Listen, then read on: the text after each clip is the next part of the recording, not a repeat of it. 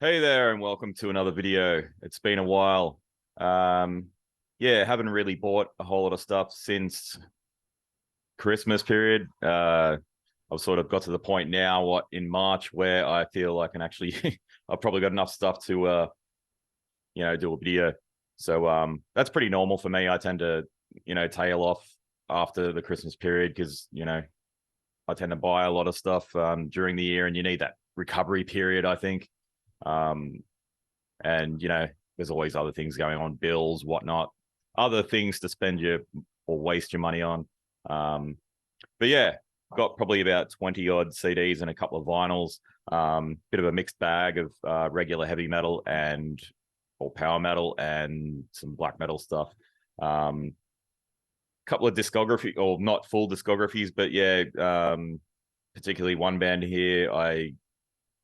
As much as I like the band and know their material incredibly well, I just hadn't actually bought physical copies, so I've pretty much gone and bought 9 of their albums. So there's going to be quite a few of the same band. So yeah, hopefully it's not too boring. But yeah, to start off, here we go. This one probably needs no introduction if you're into any sort of power metal. And that's this Gamma Ray album, Somewhere Out in Space. I'd say with power metal for me, back in, I'd say, the late 90s, me and my friends gravitated towards that because, growing up on heavy metal like Metallica and Iron Maiden and stuff, that's what we loved. Anyone who remembers that period of the 90s, if you weren't into black metal and stuff like that, but, heavy metal sort of went in a less melodic, more down-tuned, more everyone was afraid of solos and just melody in general. Basically I'm talking about the new metal thing and everything that branched off and came from that. And we sort of weren't into that. We sort of, liked certain stuff, bands of that, or got pushed into that direction, but in our hearts we were into the more traditional heavy metal and the more melodic stuff. So when the power metal thing kicked off in the late 90s, at least here in Australia, I don't think in Germany it ever died. They've always been pretty diehard with their classic heavy metal or power metal. But yeah, we really got into that, particularly I think, for me it was that first Hammerfall album. Was easily available because it was through Nuclear Blast. So Glory to the Brave was a big album for us. And we sort of just went, as me and my mate Daryl in particular, just totally went all out and were checking out, Gamma Ray, Running Wild, all these great bands. And it really filled a gap of what we thought was missing in heavy metal or mainstream metal at the time. It was great guitar playing, great songs, melody. The voice wasn't this rap and growling shit. It was just good, really good music, and it's what we needed at that time. But yeah, Gamma Ray was definitely one of the ones that we loved the most. I'd say probably the Kai Hansen, say from Land of the Free onwards. As much as we did like, and I do like Ralph Sheepers, probably like him more in Primal Fear, but his voice was a bit, I don't want to use the term weak, but I don't feel he did his best work on the early Gamma Ray stuff. He tended to be a bit, some of his high stuff was just a bit off for me, but I felt he really suited a band like Primal Fear maybe. But yeah, what can be said about this one? I don't think it's as good as Land of the Free, but it's still great. Brilliant songs. Men, Martian and Machines, Somewhere Out in Space, the title track. Brilliant stuff. I think the only one I need now in my Gamma Ray collection is Land of the Free 2, which I haven't even really spent a whole lot of time with. Not even on Spotify. So let me know if that's worth. Well, I'm going to get it because I need to. Being a completist, I get really annoyed if I'm lacking a CD, even if it's their shittest album. So yeah, I will get that. But yeah, Gamma Ray, can't go wrong. I love them. And this is a really great album. All right, up next we got this collection of 9 CDs from German band Running Wild. Definitely one of my favorites from back then. Never bought the physical copies because I was always hanging around my friend, and he I was just a bum. I was broke. He would buy all the physical stuff, and I just borrow them from him and tape them or just listen to them. And he was very generous in his lending me music, and yeah, it was a great time. So yeah, I've got Gates to Purgatory all the way through to Masquerade, and they're all on these. I'm going to be annoying and go through each one, but there we go. That's the debut. I shouldn't be saying debut. My friend always pulls me up on it and how much she hates that term. So I'm going to say it again. That's Running Wild's debut, just to annoy her. Branded and Exiled. Under Jolly Roger. Port Royal. The legendary, sorry, Death or Glory. Again, another great album, Blazing Stone. This one I didn't really know much about. I never was exposed to it back in the day. So when I bought it, I was just going in blind, and maybe I'd heard a couple of tracks on Spotify, but that's Pile of Skulls. I don't think it's as strong as the 2 that came before it, but it's it's good stuff. This one, I'd say, along with Blazing Stone, Death or Glory, in the late 90s, was probably one of my favorite Running Wild albums, and that's Black Hand In. I thought this was a great album. It still is. And Masquerade, which is, again, good album, bit more aggressive.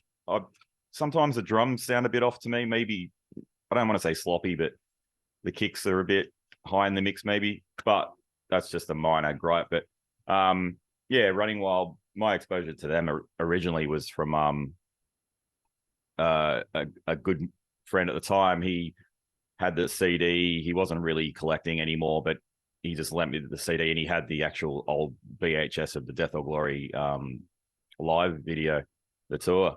And that video was just one of the best live things I'd ever seen. It used to get thrown on all the time when we were having a drink. It was just great stuff.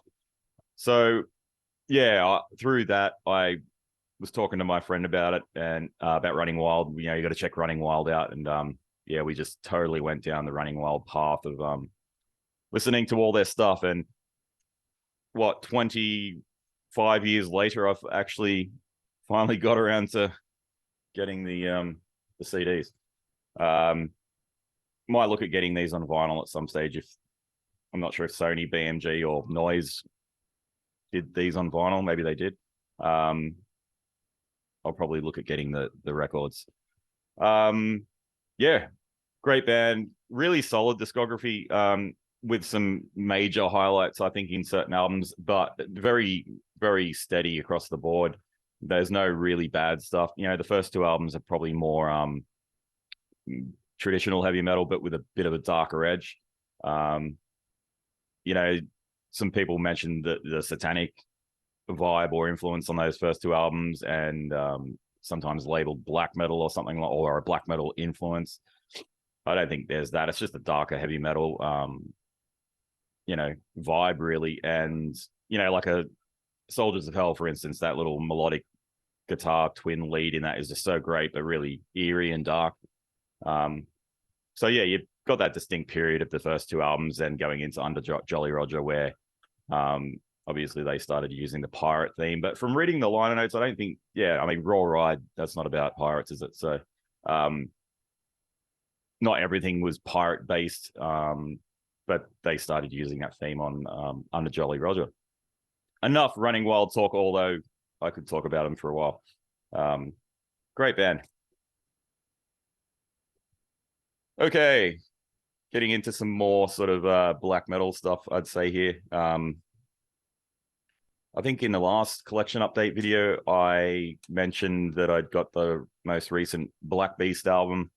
It was probably my favorite black metal album of 2022, or maybe even that whole year, across the board, regardless of genre.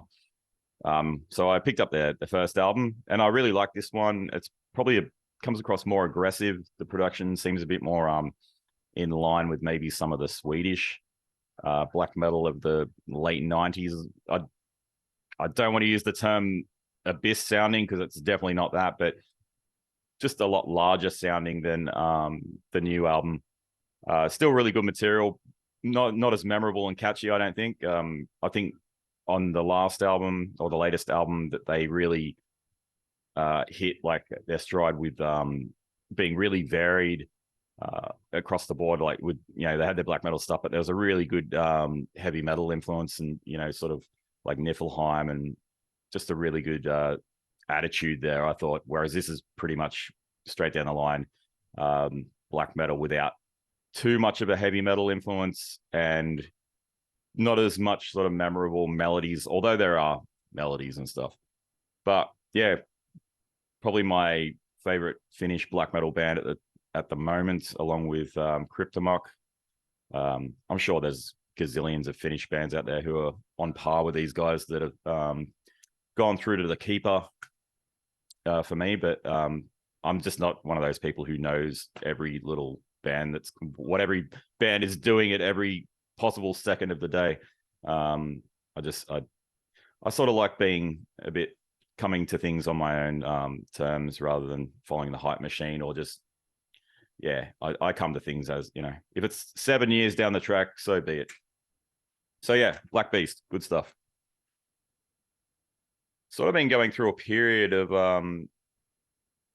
wanting to hear more synthy late 90s black metal.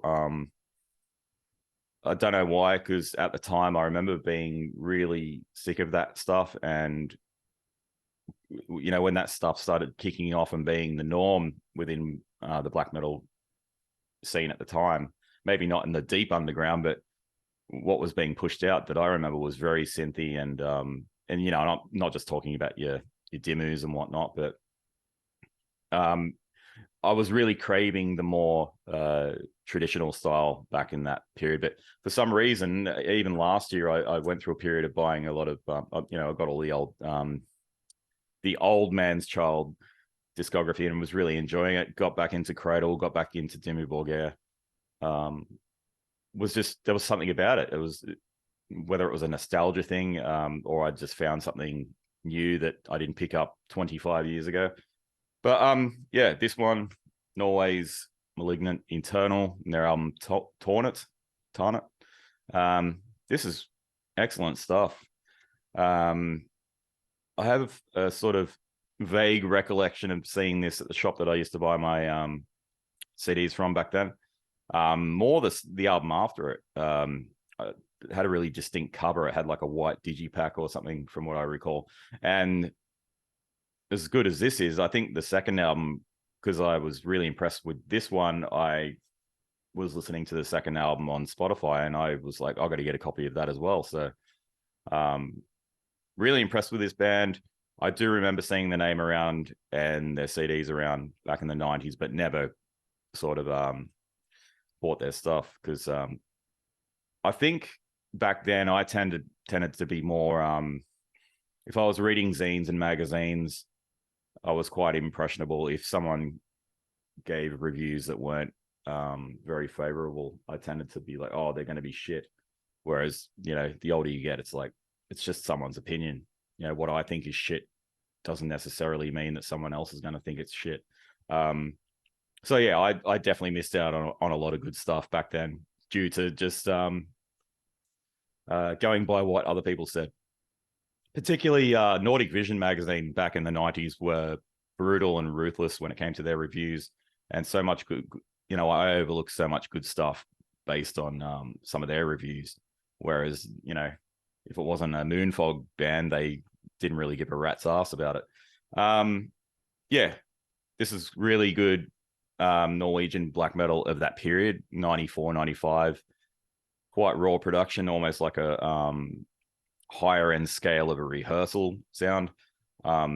Really good use of synth, but I could hear a bit of Abigor in this, but in a probably more of a primitive vein of what Abigor were doing, like say on Bevoestung or Nacht Himnen, but that's nowhere near like what I.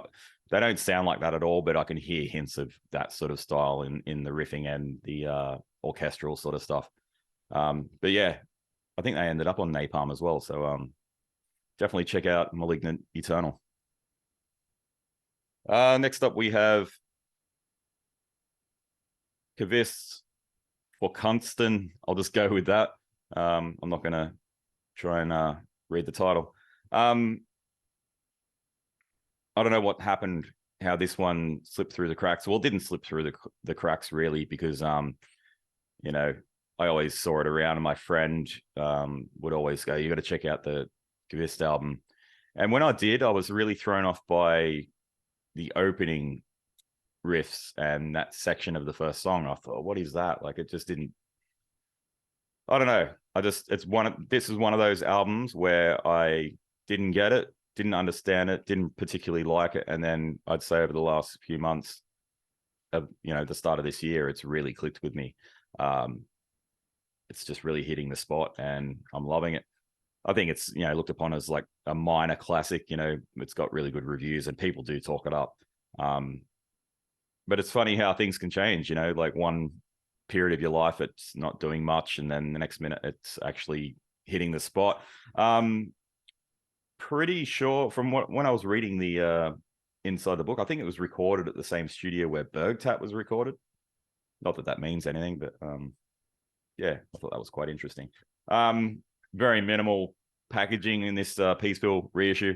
But yeah, I think originally this was on Avant-Garde, the Italian label, back in the late 90s or 96 or something, 95. Yeah, great stuff. Probably not much needs to be said, because I'm very late onto this one through my own ignorance.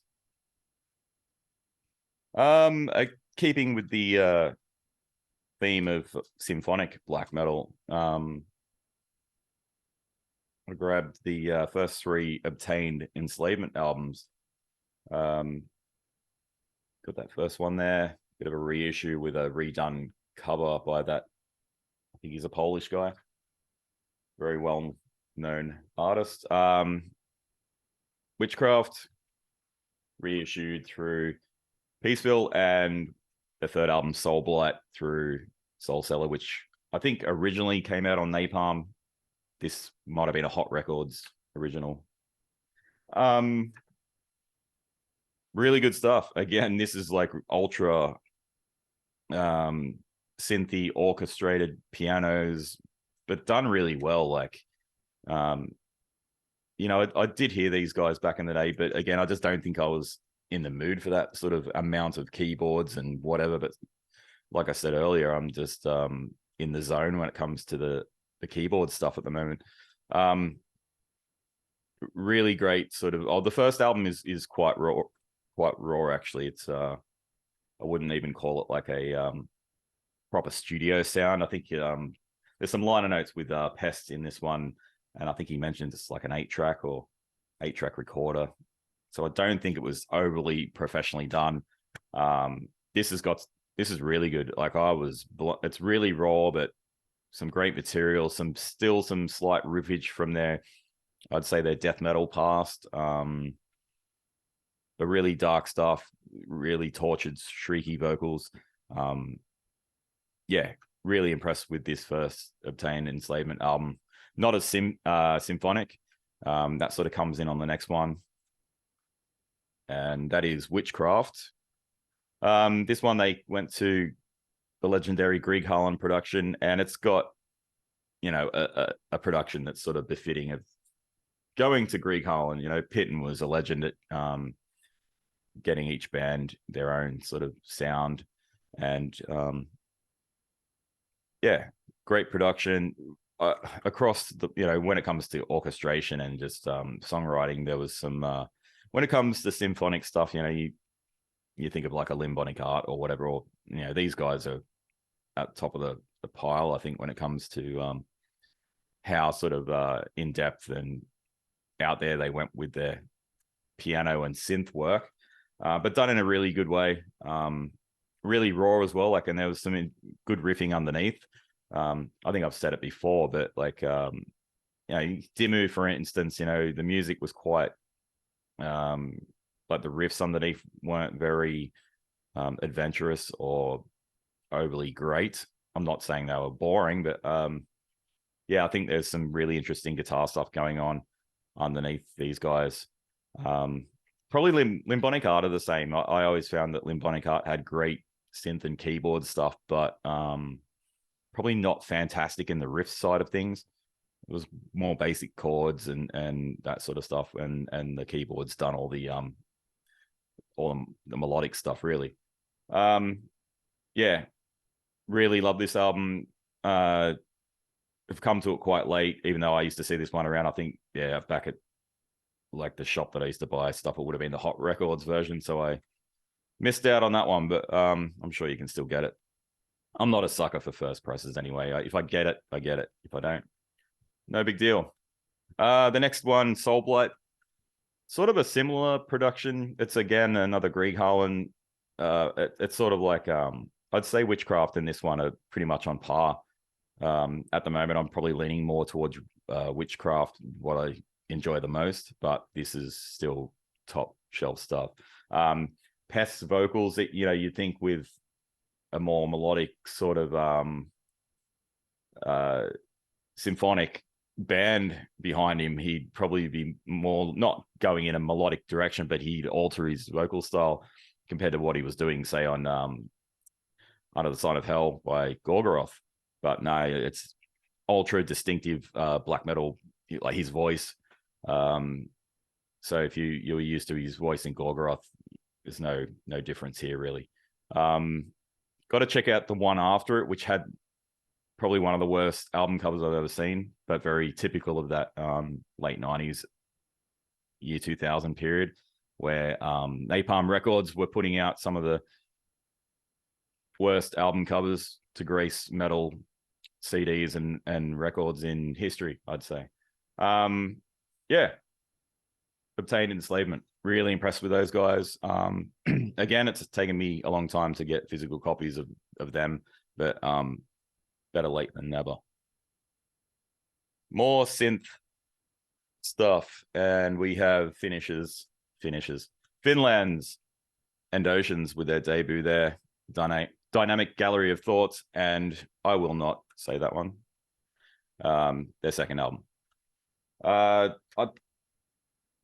I tend to buy quite a lot of CDs through Woodcut Records, and I don't know how these guys popped up into my brain, but I remember hearing them back in the day and thought they were really good at what they did, and plus seeing around that they've sort of done a few things. I think they've got two albums after they reformed recently in the last few years, and I thought I'm going to go back and dive into some And Oceans, and particularly the first album. I've been playing it in my car old school because my phone died. I'm waiting on a new phone, and I've been going old school, putting the disc in the car CD player, and listening to the first And Oceans a lot, and it's been really enjoyable. Very very synthy and whatnot, but still quite aggressive, fast black metal underneath,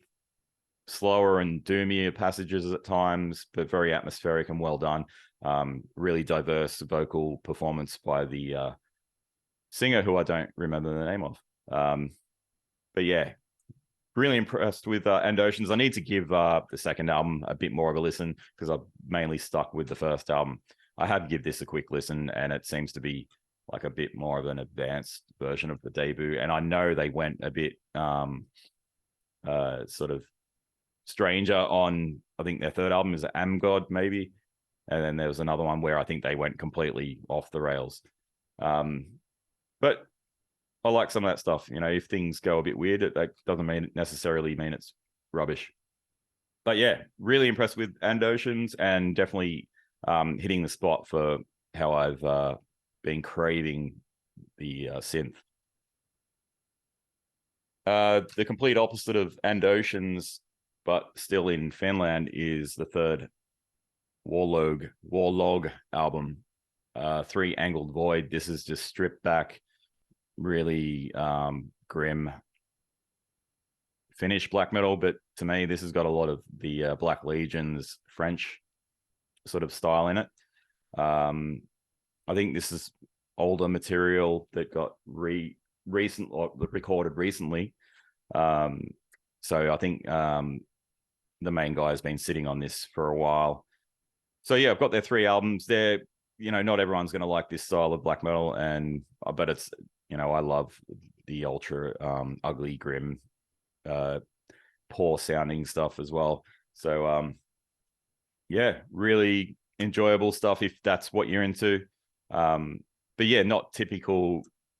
They do have some sort of melodies reminiscent of what you'd think a Finnish band would have, but then I think they've got way more in line with the French sort of scene. That's just me though. I could be way off. All right, getting down to the final. What do we got here? 4 CDs. We'll go with this one first. Dark Quarterer, Italian, I'd say doom rock band. How good's that photo there? That guy in the middle. Oh, actually, no, we'll go the guy on the, you got to have the unbuttoned shirt thing going on. Yeah, this is, I heard someone talking about, I can't really remember, might have been on Heavy Metallurgy maybe. And I thought I'd give it a crack, and it's really good stuff, really atmospheric in that style. Hard to pinpoint stuff. There's just something quirky about Italian music, and whether it's, progressive stuff or, I like Black Hole or Mortuary Drape or whatever. This is really good stuff. Released on Unisound Productions, the infamous Unisound Productions, and I think it was in 2003. I didn't realize I was still putting out releases back then. Again, I've got to spend a bit more time with this. I played it when I got it, played it through a few times, really enjoyed it. Some really striking atmospheric parts in the music, really dark. If you look at the image of the guys there, you're thinking, oh, these guys aren't going to be overly dark, capable of dark music. But yeah, really impressed with this. Good sound, really organic. But yeah, I've got to spend a bit more time with it, but I really enjoy it so far. And to finish off with these 3 CDs from the same band, got Hour of 13's The Ritualist, their 3rd album, 333, is it? Yes. And their latest one, Black Magic Rites. These guys I heard, I think back in 2008 when their first album came out, and I listened to that album a lot. I listened to The Ritualist and 333 a lot when it came out, which came out on Earache, I'm pretty sure. On those first 3, the singer was Phil Swanson, who ended up in Sumalands, I think it was. On the latest one, it's Chad Davis, the main guy from the band, and I think he also done vocals on that Salt the Dead compilation as well. I used to hear a lot of Priest in the older stuff, like Sin After Sin era Priest, Merciful Fate, definitely Merciful Fate, along with some doomier elements. But yeah, it's taken me back because I listened to this band quite a lot back in that period of 2008 through to 2012 or whatever. And yeah, I forgot how good they were or good they are. I'd say at the moment, as much as I like the debut, I probably gravitated more towards The Ritualist and 333. The new one's a bit more doomier, more traditional doom, not as much sort of Judas Priest or Merciful Fate. So as much as I like it, it's probably not. Yeah, I'm not the biggest doom guy. I'm very picky with my doom. I get very bored of it. I'm not going to sit through a Reverend Bizarre album or something like that. It's just I haven't got the patience to do that. But yeah, Hour of 13, love them. Well, great band, even though it's just the one guy, I'm pretty sure at the moment. I think it's just Chad Davis doing everything. Yeah, really good stuff. Got 3 vinyls here again of the same band. I just thought I'd get them all in one go. And that's Witch Hazel from the UK. Got their Prelude record. The second one, Sojourn. And the latest one, 3 Pentecost, which comes in it's like a hardcover book. It's really well done. And this label, what is it, Bad Omen Records, never really heard much of them, but for what I think is a very small label, done some really good high quality records, which is good to see. I mean, these guys, what can be said, whenever I've been having a drink lately or whatever, it's always been this third album, 3 Pentecost, that I've been playing quite a lot. Really good to sit back and hard rock, melodic hard rock. He's a really great singer. Big Thin Lizzy vibe, I think. It's quite obvious, but that's no problem for me. I love that sort of style. Definitely when I'm not listening to more, heavier music or black metal or death metal, I tend to like classic rock or hard rock stuff, whether it's newer stuff like newer bands like Witch Hazel or just old grandpa music. There's just something about it. It just touches my heart. Yeah.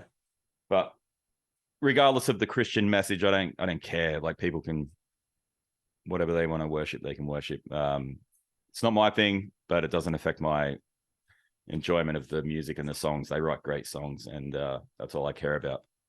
So yeah, just I don't know how long have I been going for.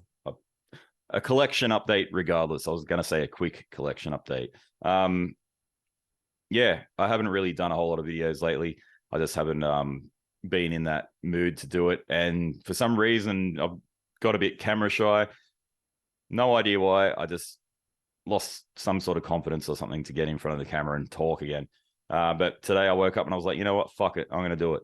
So, yeah, that was it. That was the collection update number 8, I think, maybe 9 for March 2000.